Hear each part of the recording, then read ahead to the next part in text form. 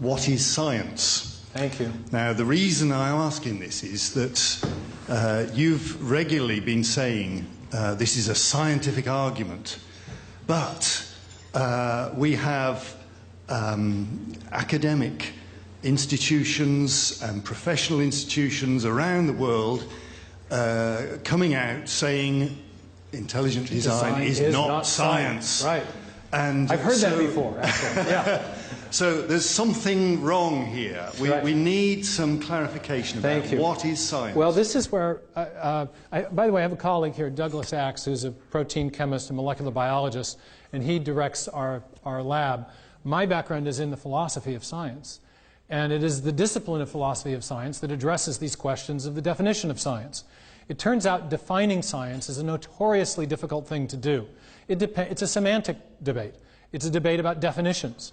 And depending on how you define science, you can either exclude or include within the designation of science all manner of different theories and competing ideas. Darwin faced it, interestingly enough, in the 19th century. Herschel and others called his theory of natural selection by random variation the law of higgledy-piggledy. And they caricatured it as a non-scientific thing because it was not based on a law-like process. It was strictly law-like. And that's where he invoked inference to the best explanation to defend himself. My case, fundamentally, I don't care whether intelligent design is considered to be science or not. That is not the most important question. That is a semantic question. The most important question is whether it is true, or whether it's likely to be true, or most likely to be true, given the evidence we have. What people have done to avoid answering that more fundamental question is repair to these semantic arguments. Oh, it's not true because intelligent design is not science, therefore we don't have to consider the case for it. I don't think that follows. Whatever you call it, there is a compelling evidential argument for it.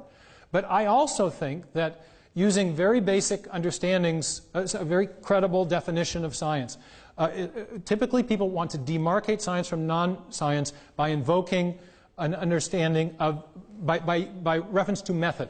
Science is different than non-science by reference to the methods it uses. Well, the case for intelligent design, and this is why I emphasize this in the lecture, is based on the very same method of reasoning that Darwin employed.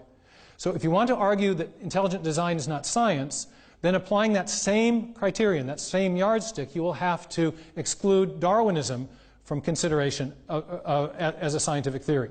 Now, I happen to think both are scientific theories. I happen to think chemical evolutionary theory, the actual opposite number of my case for intelligent design, is a scientific theory. The definitional question should not be dispositive. That's just a matter of how you categorize an idea. That's not fundamentally interesting. What's fundamentally interesting is whether it's true or not. But the way people do this categorization is they're called demarcation arguments. And they're notorious in philosophy of science because they always fail. And let me illustrate it. One of the simple demarcation criteria that's been offered is the idea of observability. If something's going to be a scientific theory, if a theory is scientific, it must not invoke unobservable entities.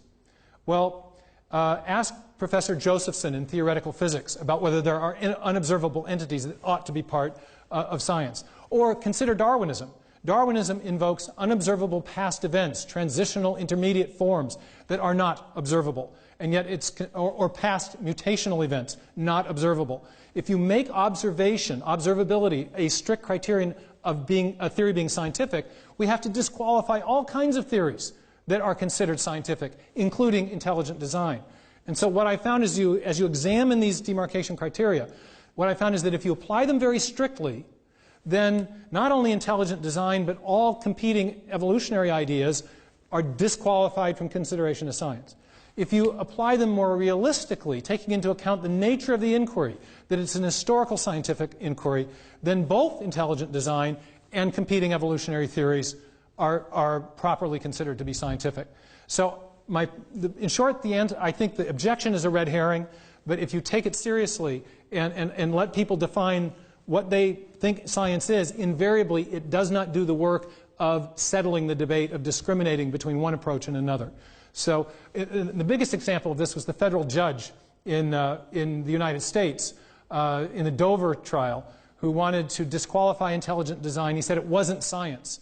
And I was asked in the media my thoughts on this, and I said, well, we actually don't look to federal judges to settle deep and imponderable questions about the nature and definition of science. It's a different discipline is in charge of that. And so anyway, that's my not so short answer.